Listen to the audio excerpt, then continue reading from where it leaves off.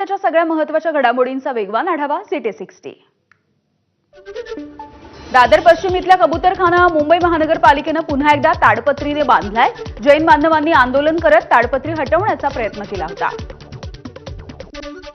जैन समुदायाच्या आंदोलनाला मराठी एकीकरण समिती उत्तर देणार। कबूतरखाना जबरदस्तीने सुरू ठेवायला लावणाऱ्यांवरती कारवाई व्हावी या मागणीसाठी मराठा समिती रस्त्यावरती उतरणार।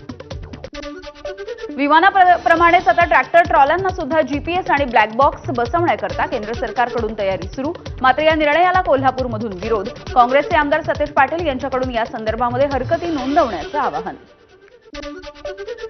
नागपूरमध्ये अपघातामध्ये मृत्यू झालेल्या पत्नीचा मृतदेह दुचाकीवरती बांधून केला प्रवास। भरधाव ट्रकच्या धडकेमध्ये पत्नीचा मृत्यू।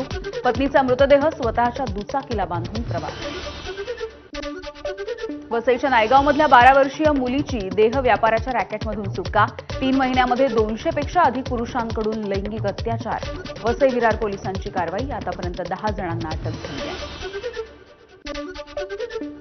मुंबईच्या काळा चौकीमध्ये अल्पवयीन मुलीवरती सामूहिक अत्याचार। मुलीचे अश्लील व्हिडिओ काढून धमकी देत आरोपीकडून अत्याचार। पोलिसांनी 5 जणांना ताब्यात घेतलंय।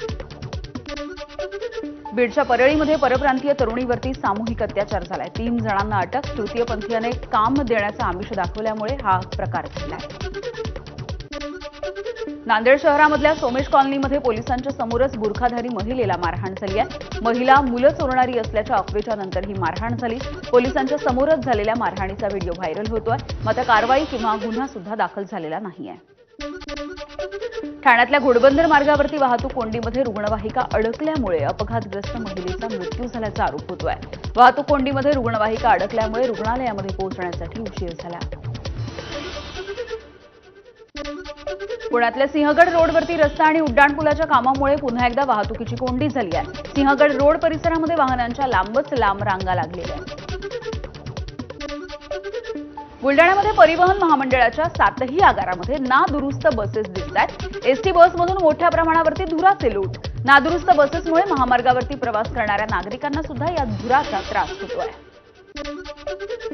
मुंबईमधल्या प्रलंबित ई चलनाच्या दंडाचा डोंगर 1000 कोटींच्या पार गेलाय। तर प्रलंबित दंड वसूल करण्याचं वाहतूक पोलिसांच्या समोर आव्हान आहे। साताऱ्यामधल्या बुधवार पेठ इथल्या गणपती मंडळांवरती पोलिसांची कारवाई। गणपतीच्या आगमन सोहळ्यामध्ये डॉल्बी आणि लेझर लाईटवरती पोलिसांची कारवाई। पोलिसांनी बैठकीमध्ये ठरवून दिलेल्या नियमांचं उल्लंघन। 2012 नंतरच्या शिक्षकेतर कर्मचाऱ्यांच्या नियुक्त्यांची चौकशी केली जाईल। पंकज भोयर यांची माहिती। चुकीच्या पद्धतीने नोकरी मिळवणाऱ्यांच्या अडचणी सुद्धा वाढतील। जैसलमेर घराण्याचा एनसीईआरटीच्या 8व्या वर्गाच्या पुस्तकावरती आक्षेप। मराठा साम्राज्याच्या नकाशामध्ये जैसलमेरला मराठा साम्राज्याचा भाग दाखवण्यात आला। ही बाब दिशाभूल करणारी आणि तथ्यहीन असल्याचं जैसलमेर घराण्याचं म्हणणं आहे। त्र्यंबकेश्वरमध्ये ब्रह्मगिरी प्रदक्षिणेसाठी भाविकांची गर्दी। प्रदक्षिणा पूर्ण करून घेतलं जातंय त्र्यंबकराजाचं दर्शन। आज तिसरा श्रावणी सोमवार। त्र्यंबकेश्वर मंदिराच्या गाभाऱ्यामध्ये फुलांची आरास। दर्शनासाठी भाविक 3 ते 4 तास दर्शनासाठी रांगेमध्ये उभे आहेत। तिसऱ्या श्रावणी सोमवारमुळे त्र्यंबकेश्वरमध्ये भाविकांची अलोट गर्दी। 7 ते 8 किलोमीटरपर्यंत वाहनांच्या रांगा। ब्रह्मगिरी प्रदक्षिणेसाठी राज्यभरामधून भाविक त्र्यंबकेश्वरमध्ये दाखल। श्रावणामधली वाढती गर्दी लक्षात घेता वेरूळच्या घृष्णेश्वर मंदिरामध्ये भाविकांना अभिषेक घालायला बंदी आहे। मात्र काही व्हीआयपींना अभिषेकाची मुभा देण्यात आल्यामुळे सर्वसामान्य भाविकांमध्ये नाराजी। कारवाईची मागणी। तिसऱ्या श्रावणी सोमवार असल्यामुळे हिंगोलीच्या औंढा नागनाथ मंदिरामध्ये भाविकांची गर्दी। महाराष्ट्र आणि परराज्यामधून भाविक औंढा नागनाथ इथे दाखल झालेत।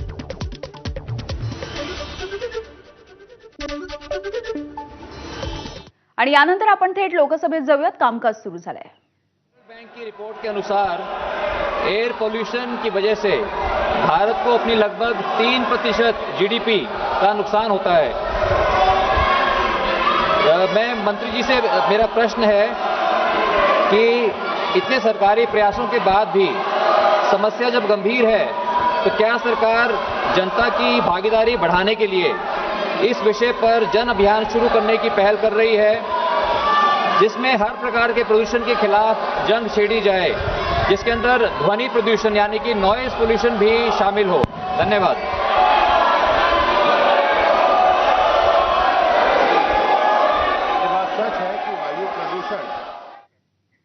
पुन्हा एकदा उर्वरित बातम्यांचा वेगवान आढावा. कोल्हापूरमधल्या अंबाबाईचं मंदिर आज आणि उद्या बंद राहील. देवीच्या मूळ मूर्तीवरती भारतीय पुरातत्व विभागाच्या सर्वेक्षणानुसार मूर्ती संवर्धनाची प्रक्रिया केली जाते आणि याच काळामध्ये भाविकांना अंबाबाईच्या उत्सव मूर्तीचं दर्शन घेता येईल. गणपतीपुळ्यामधलं मंदिर अंगारकी उत्सवाच्या निमित्तानं दर्शनासाठी 18 तास खुलं राहील. उद्या अंगारकी चतुर्थी यात्रोत्सव आहे. दर्शनासाठी मोठ्या संख्येने भाविकांची गर्दी. नाशिकच्या नांदगावमधल्या गिरणा धरणामधून चाळीसगाव औद्योगिक वसाहतीसाठी 1500 क्युसेक वेगानं पाण्याचा विसर्ग सुरू. नदीकाठावरच्या गावांना सतर्कतेचा इशारा. बीड जिल्ह्यामध्ये जून आणि जुलै महिन्यामध्ये समाधानकारक पाऊस झालेला नाहीये. त्यामुळे 28 पाण्याचे प्रकल्प जोत्याखाली गेलेत, तर लहान मोठ्या प्रकल्पामध्ये उपयुक्त पाणीसाठा 40% आलाय. त्यामुळे चिंता वाढली आहे. वाशिमच्या डोंगरकिन्ही गावामध्ये कृषी केंद्रासमोरची दुचाकी चोरट्यांनी अवघ्या 35 सेकंदामध्ये लंपास केली. चोरीची ही घटना सीसीटीव्ही कॅमेऱ्यामध्ये कैद झाली. लातूर जिल्हा परिषदेच्या प्रांगणामध्ये गोपीनाथ मुंडेंचा पूर्णाकृती पुतळा. मुख्यमंत्री फडणवीसांच्या हस्ते पुतळ्याचं अनावरण होणार आहे. ओबीसी महासंघाचे अध्यक्ष बबनराव तायवाडे यांनी जरांगेंचे दावे फेटाळले. गोव्यामधल्या राष्ट्रीय ओबीसी अधिवेशनामध्ये मराठा आंदोलनात दंगल घडवण्याचा कट रचल्याचा जरांगेंनी आरोप केला होता.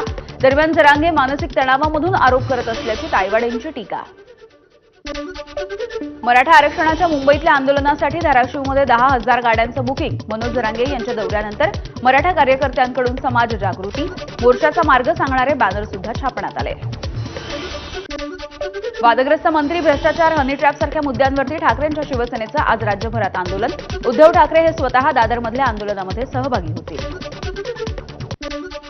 उद्धव ठाकरे यांच्याच काळामध्ये कोरोनामुळे अनेक बळी गेले. कोरोना काळामध्ये खिचडी घोटाळा, बॉडी बॅग घोटाळा झाला. भाजपचे केशव उपाध्ये यांची उद्धव ठाकरेंवर टीका. शिंदेच्या शिवसेनेमधील मुंबईच्या पदाधिकाऱ्यांमध्ये संभ्रमाचं वातावरण. महानगरपालिका निवडणूक तोंडावरती असताना वर्ष झालं तरी मुंबईची कार्यकारिणीची घोषणा झाली नाही. वर्षभरामध्ये पदाधिकाऱ्यांची कुठलीही बैठक न झाल्यामुळे पदाधिकाऱ्यांमध्ये संभ्रम. शिंदेच्या शिवसेनेची नाशिकमध्ये उत्तर महाराष्ट्रासाठीची बैठक. उत्तर महाराष्ट्रामधले 5ही जिल्ह्यातील प्रमुख पदाधिकारी नाशिकमध्ये उपस्थित राहतील. मंत्री दादा भुसे आणि उदय सामंत यांच्या उपस्थितीमध्ये बैठकीचं आयोजन. आगामी पालिका निवडणुकांच्या पार्श्वभूमीवरती ठाकरे सेनेची युवा सेना सक्रिय झाली आहे. युवा सेनेकडून निरीक्षक जाहीर. मुंबईमधील 36 विधानसभा क्षेत्रामध्ये युवा सेनेचे निरीक्षक स्थानिक पातळीवरती आढावा घेतील. स्थानिक स्वराज्य संस्थांच्या निवडणुकांच्या पार्श्वभूमीवरती काँग्रेसची